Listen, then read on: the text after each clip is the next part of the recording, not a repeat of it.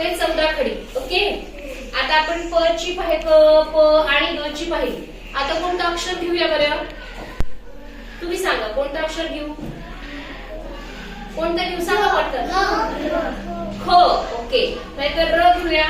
र. ओके, आता मी र म्हणणार आणि ऍक्शन करणार. तुम्ही सांगायचं काय होतं.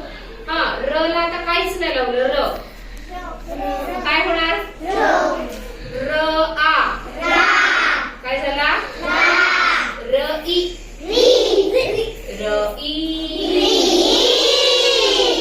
र उ. र उ. र ए. काय होईल? रे. काय होईल? र ए. रे. र चालू आहे. र. र ऍ. काय होईल? रॅ. र ओ. र ओ. र आई. र आई. र औ. र औ.